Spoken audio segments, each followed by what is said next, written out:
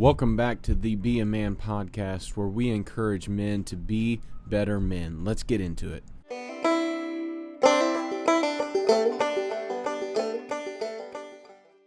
Welcome back to the Be a Man podcast. Thank you for joining me this morning, this afternoon, this evening, whenever you are listening. I appreciate it. And I want you to know that I don't take it lightly that you are listening or watching today. I count it as a humbling opportunity to share several interviews with people that I just think have a message that will encourage you to be a better man. And today's is no different. I come with a conversation with Coach Caden. He is an awesome young man who is serious about fitness, about lifting, about his faith, and we get into those things. And he gives some very practical tips on how you can embrace that physical side of your journey. Maybe it's you've never started. Maybe you just need that little bit of pep talk to get you going. Either way, I think you're really going to enjoy this conversation. I will leave all his info in the description, so go check that out. Please like, please subscribe, please. I think there's that little bell on YouTube. You can hit that so you'll be notified when a new video comes out. And go check out the description, my links that I have there, so you can follow us on Instagram, Twitter.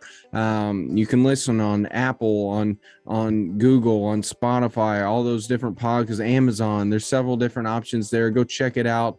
And most of all, I hope that it encourages you to be a better man this week. So with that, let's get into it. All right. Welcome to the podcast. I'm glad you're with us tonight. Why don't you introduce yourself, tell people who you are, what you're about, all that cool info. My name is Caden Schoffelman. I run an Instagram page called Coach_Caden. I compete in powerlifting, and I do my best to share educational content on my page. And my faith is also very important to me, and I'm trying to find ways that I can start to incorporate that more into my posts as well. Awesome. Yeah. Talk to me about how faith, go into that more, like why does that propel you to kind of keep going in this, fitness journey? How did the two, commingle? So I just started to grow in my faith kind of at the exact same time that I began to start lifting. And they were kind of two separate things for me for a while. They were just both two separate things I enjoyed. But as of the last, I would say 5 years, I started volunteering and working with kids. And I realized if I wasn't in good shape, I wouldn't be able to keep up with the kids and do a lot of the activities they like. So I started to realize that just the more physically fit you are, it doesn't have to be powerlifting, just overall physical capabilities gives you more chances to do more things in life, and especially to serve other people. Yeah. It hit me at some point where I realized, kids are getting older. I have 4. So, I know exactly what you're talking about, keeping up and doing all those things. And, life gets busy as you get older. You go through different things and seasons and all those types of issues that are just normal part of life. And, it just hit me that I'm going to have to start working harder so I can do things longer with them. There's no reason to get sore when you're on the floor throwing your kids on the couch. You know what I mean? And so I enjoy strongman. Like I enjoy, that avenue, because so many of those lifts are very practical. The squats, the deadlifts, the farmer's walks, all that stuff. So I really embraced all that kind of, training. But why powerlifting? What got you motivated there? I would say I'm a very numbers driven person. I used to do other sports. I played football and wrestling. I did 1 year of baseball, tried out a couple other things, but I like seeing numbers go up. And I've also done one bodybuilding show, but I just don't think it's for me. Because with powerlifting, when you're getting stronger, you've gotten stronger. So, because you've got more weight on the bar, and it's very motivating for me to see those numbers go up. And I think you can really, like you were saying, you go strongman, that motivates you and what you enjoy doing. It doesn't necessarily matter what thing you pick, as long as you have something that keeps you consistent. And then that consistency is just going to have carryover to the more real world applications. Yeah, definitely. Like, talk about that too. Like, what are some of those real world applications? Like, go into that a little bit more. Yeah. So every summer I volunteer at a camp with foster kids. And one of the things that the kids love to do, especially with me, is play on the Maui mat. Do you know what a Maui mat is? Yeah, yeah. One of those giant foam pads. And being strong is, I'm like, there's several adults who will go on there, but a large portion of them don't want to go on there at all. And the ones who go on there, they're on there for like one day and then one day on the lake and they're wiped out. And usually I'm the only person who's able to make it the entire week, staying on the mat with the kids. And I think because I'm there with the kids doing the things that they want to do the entire week, it gives them a chance to connect with me more that they don't get to do with the other adults. And I also think kids admire people who are stronger and just more capable of doing things. So it also, I think when kids see that I'm strong, they're going to see how I behave in other ways in life, and they're going to try to emulate that as well. So it makes people listen to what you have to say more and respect you more, and especially kids as well, young boys, like watching superheroes and things like that. Young boys are fascinated with strength. Oh yeah. Who's not, Yeah. It's always cool. You're hitting on something that is key. I think two things really. I think we live in a culture now that has devalued that strength aspect. Mm-hmm. And you're starting to see a little bit of it come back, I think. But overall, I think our culture devalues masculinity and the strength and those types of things. But I also think it speaks to our culture's lack of self-discipline. Mm-hmm. And I think that's huge for any kind of strength building. Would you agree? Definitely, yeah. I think like previously, like for hundreds of years and thousands of years of life, being stronger just helped you to make it through day-to-day life. So it had to be valued. We live in a society where it's not needed physically as much, but I think the physical training also develops your mind and builds discipline that's still going to help you in non-physical areas. Sure. Yeah, that makes complete sense. I think it's key. And I wonder about somebody who, maybe they're fresh out of high school, maybe they're 50 years old and they want to get into, they've come to realize, maybe some strength training would be good for me. Right. Mm-hmm. There's a lot of studies coming out now, even with kids, that strength training is key, even at a young age. I mean, you've got some schools in Texas, their whole elementary PE class is teaching how to squat and deadlift. Mm-hmm. And I think that's awesome. I do that with my kids a little bit too. But if someone's trying to get into that, or they're wanting to take some first steps, what would you recommend? The first thing I would say is you got to get a gym membership, obviously, and just start with what you're able to do, things that don't hurt, and try to train a variety of different positions and different exercises. So pushes and pulls and curls and extensions and squats and everything. That's where I would start from the very beginning and just ease your way into it. It doesn't need to take you that long, just a couple sets on everything. And then the next thing I would say is, if you have the financial resources for it, is to hire a coach, because that is going to significantly speed up your learning process. It's going to give you better results. It's probably going to reduce your chances of getting injured. And then even if you only work with the coach for 6 months, let's say, and then you go off on your own, you'll have so much more knowledge in 6 months from working with a coach than you would have had by yourself, that you'll be a lot more self-sufficient afterwards. Yeah. What makes a good coach and a bad coach? I think the biggest thing is, if you are doing something in your program and you ask your coach why it's in there, which I encourage asking lots of questions, especially when you're new, because the biggest thing that's going to keep you going is knowledge. So ask your coach lots of questions. And if your coach can't answer those questions and they don't know why they're putting things in your program, that's probably a bad sign. Yeah. And if when you ask questions, they make everything sound super complicated and go way over your head and they can't dumb it down to a level that you can at least understand it a little bit, then that's also probably a sign that they're trying to act more like a guru who pretends they know everything when really they don't understand it very well themselves either. Yeah, we've got plenty of those, I think. Yeah. I mean, are there like, so let's say somebody's wanting to start at home. Are there some YouTube people you really like, or some coaches out there, or some channels? For starting at home, you would be doing mostly calisthenics, and I do powerlifting, so I don't really watch very many of those YouTube channels. I think there's one guy, I can't remember his YouTube for sure, but I think it's Hybrid Calisthenics.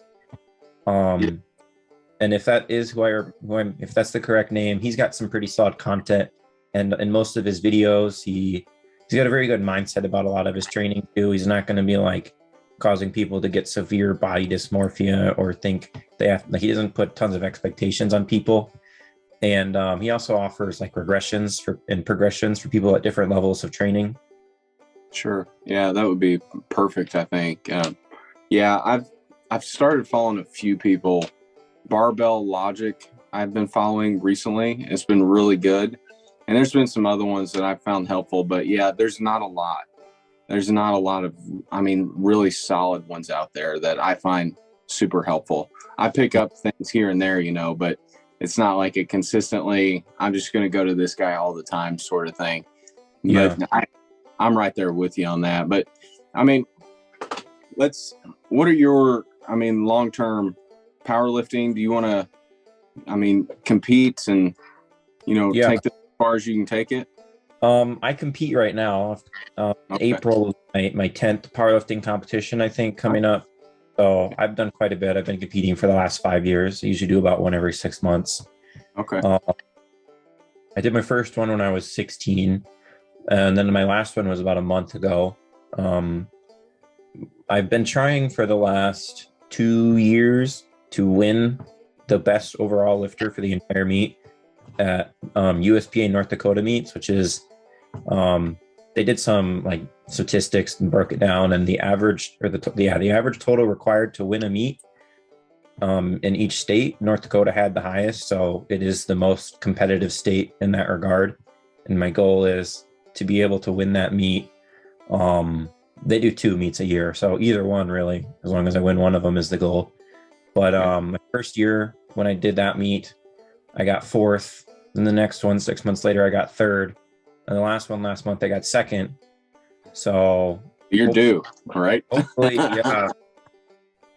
Yeah, you're due. Yeah. Long term, though, I just enjoy getting stronger and continuing trying to see what my body is capable of. A lot of the times when I set expectations for myself, maybe I don't achieve the goals I set as fast as I want to, but eventually I achieve them and I keep on going. And I feel like anytime I try and create a goal or a limit, I end up passing it and having to set a higher goal. So I don't know that I necessarily have an overall goal that I want for the long term. A lot of my focus lately has been on growing my business, my coaching business that I run mostly for powerlifting, but I do some general population and bodybuilding as well. So I'm kind of trying to find the right balance between doing my own competitions, which it's kind of time consuming and really has to be a priority in order to make progress, and prioritizing my business as well, and trying to figure out where the right line to walk for that is. Yeah. I mean, if somebody wanted to reach out to you and talk about, maybe some coaching or something, where's the best place to find you? Just go on Instagram and look up coach_Caden. It's CADEN, and just shoot me a DM and I'll get back to you. I respond to everybody. Awesome. Well, hopefully you'll get a few after people listen to this. I think it's huge, because I think some of the principles in powerlifting, but just lifting in general, apply directly to, manhood, which, that's what I'm about on here. And when I'm I'm trying to encourage men to be better men. And part of that, I think, is growing physically. And part of that is growing physically stronger. No matter, it may just be you're lifting 5 more pounds than what you used to, whatever it is. Some people, that's all they could do. And that's okay. But they're pushing towards that goal. I mean, talk about the discipline, the attitude, the those different aspects that go into it, into reaching a goal that are essential. I mean, in lifting, but also apply to becoming a better man too. Yeah. I think the biggest principle that I think kind of just applies to training and also to life is the principle of progressive overload, which is just you're always trying to do more and always trying to be better, and looking at what you did last week or who you were last week as a person or last year, and always trying to surpass that and continually just striving for more. I think first you just need to establish that as a goal to being a better person. And then at first, when you make that a goal, just like when you first get in the gym, it's not that hard because you've got a lot of areas where you can improve it. Like if you're just a terrible person, you've never focused on becoming a better person, it's not that hard to get that much better. Like if you're a homeless drug addict, maybe go get a job or something, I agree. But so you'll kind of, it's similar to lifting. The more advanced you get and the more of an excellent version of yourself you become, the more discipline is required to continue to progress. So it's kind of like a scale. You want to be in the top 1%, you've got to be more disciplined than 99% of people are. If you just want to be in the 50%, you've only got to do what 50% of people are willing to do. So that's good. Like you also learn what you put in is what you get out of it. And there's a lot about prioritizing too, like these specific things that you want to get better at, you need to do them first in the gym. And the specific things you want to get better at in life, you need to make sure you're setting aside time for those things. Like if you want to become a better father, for example, or better husband, you need to set aside time for your kids and for your wife. And if you don't have the discipline to set aside the time for that, you're just not going to be able to achieve that goal of yours. Yeah, that's really good. That's a really good point. And I agree wholeheartedly with you on that. I think it's essential. Discipline. People view that as a bad word, I think, most of the time, but it's key in so many areas of life. I mean, and our culture doesn't like it either, I don't think. But I think as men, we can start being that change to say that discipline is actually a good thing if you apply it the right way. And it will, because there's days, I mean, let's be honest, you probably don't feel like going. You don't feel like lifting that next heavier weight. I mean, there's days where you're out of it, right? Yeah. And you're not going to feel motivated. You're not going to feel the want to, but it's the discipline to know that if I don't do this, I'm not going to make any progress. And it's that discipline that keeps you going. Would you agree? I definitely agree. Yeah. I something that just popped in my head as you were talking there. All right, we've got a lot of holidays coming up, right?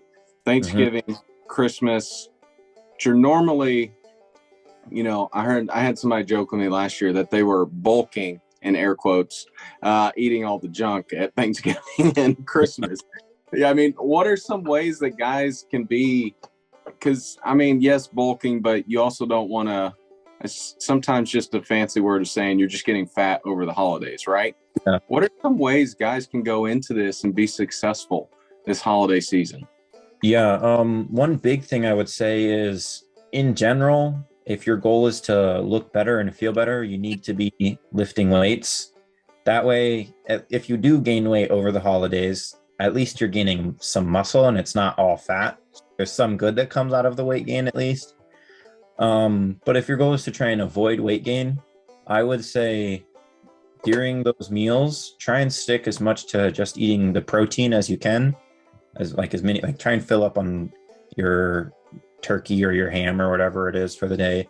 And then have just like smaller amounts. Probably don't do like second helpings of like the mashed potatoes or the stuffing or those super calorie. Yeah. Maybe don't have seconds on pumpkin pie for everything. Yeah. Yeah. I would agree with that.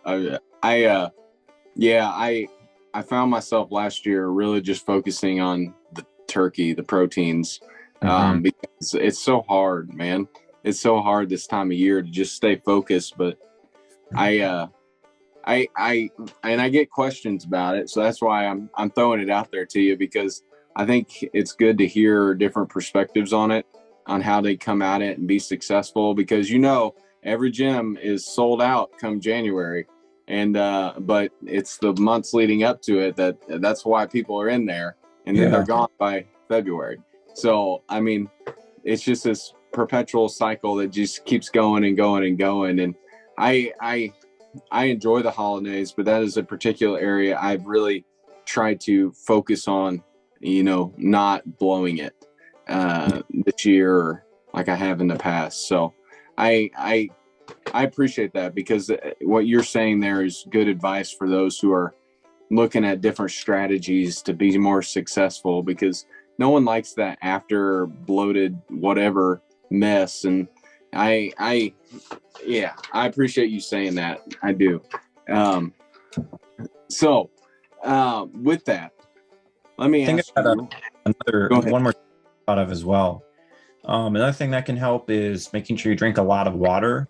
That's just going to help to fill your stomach up, so you won't have as much room for all of that other food. So I would say probably before you sit down at the table to eat, just pound a glass of water really fast. And then that's going to leave you feeling a little bloated already. And then with your food, drink water. Don't be drinking milk and a ton of other calories that you don't need. Yeah, that's good. That's good advice. Yeah. Make you feel a little more full before you get into it. Yeah. Maybe you won't eat as much. Yeah, that's a really good idea. That's really good advice. I hope people take that to heart, because I think that's the trap we've fallen into sometimes, is that we think that we have to fail, especially this time of year, but no one said we have to. You know what I mean? I mean, no one says we have to go into it and look to fail. We can be successful. And honestly, people will say stuff to us. It's the naysayers, and what are you doing that for? It's one day a year, all that stuff. But sometimes that's like the trigger that triggers people into that downward spiral. And I think it's good advice like that. And what would you say to somebody who may be triggered and starting that downward spiral? How would you get them back? I know it's kind of random, but yeah, I would say switching your mindset about what this food is doing to your body can help a lot. A lot of people, they might feel like, well, I ate all this junk food and now my body is going to be terrible and I'm going to gain a whole bunch of weight. So there's no point in even trying anymore. I've already lost. And instead of switching to, I'm going to gain a ton of fat from that, one thing that it helps. I don't struggle a ton with my body image, but this is one thought process that ends up going through my head when I eat a lot of junk food is I'm going to have a very good workout because I have all of this extra energy in me. So I think you can kind of shift it from a loss into a win. It wasn't what the original plan was, but you can shift it into a win if you remind yourself that, yeah, you overate, but now your next few workouts are going to be really good workouts because you're going to have so much more energy and fuel to train harder and to use that new food in order to try and build muscle and lift weights you've never lifted before and do things like that. Yeah, that's awesome. That's a good perspective on that. I think that's really good. Yeah. So one common question I get from powerlifters or about powerlifters is that that's all they ever do. But I don't think that's true. So what are some other hobbies you have? Well, the gym is definitely my biggest hobby. Yeah. I really enjoy Bible studies. I have one that I'm actually hopping on right after this call. And that's what I was preparing for that right before this call too. Cool. I think the reason why the gym becomes such a hobby, though, is you can do it every single day.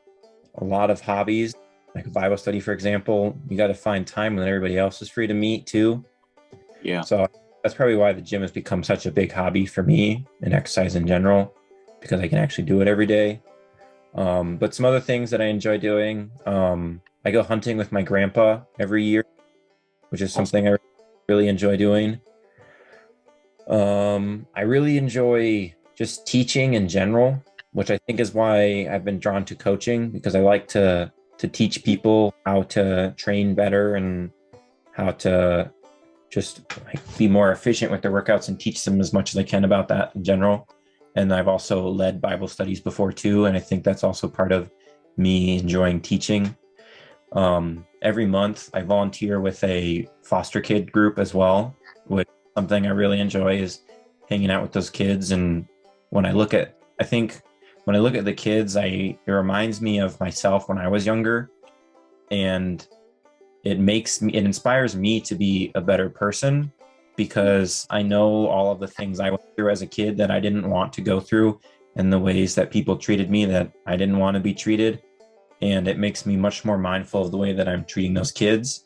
And it also reminds me that I have people who look up to me, and I need to be the best example that I can be. That's awesome. Yeah, I really like that. Yeah. What Bible study are you doing?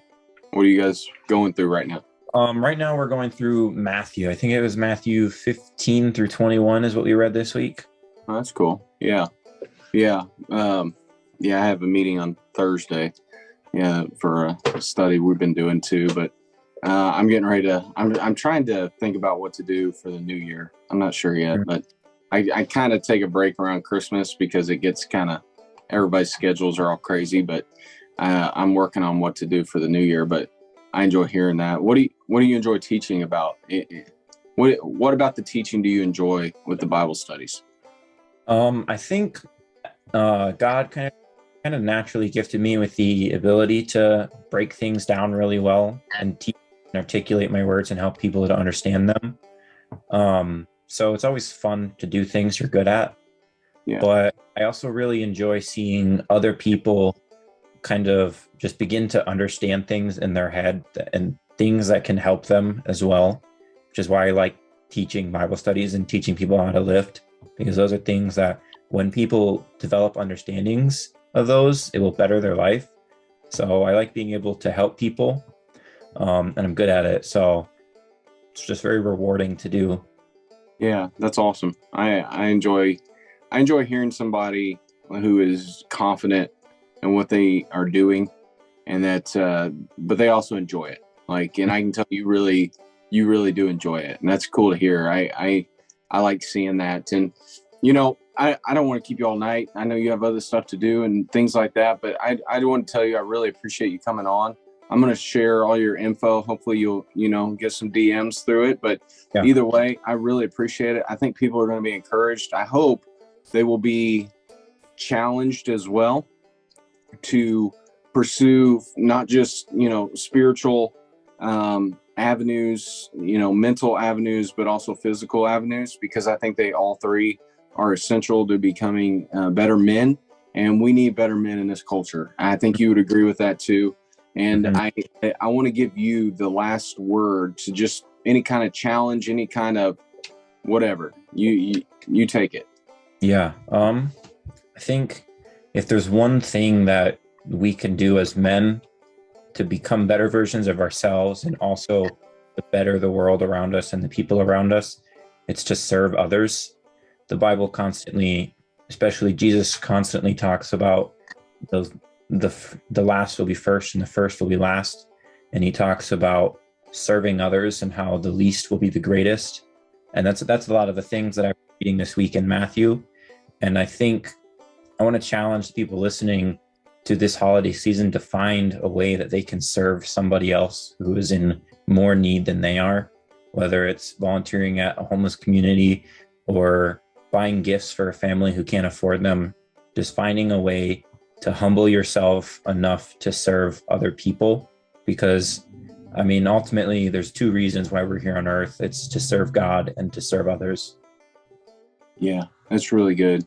I'm probably going to turn that into some kind of, real Instagram reel or something, because that's a really good challenge. And I think people need to hear that. I think in a world that is all about me, myself, and I, the best way we could represent Jesus this holiday season is to serve somebody else. And that's an awesome challenge. And I don't think there's any better way to end than that. I really appreciate it, man. I hope you have a good night. I appreciate you coming on, and we will get this out pretty soon here. Sounds good, man. You too.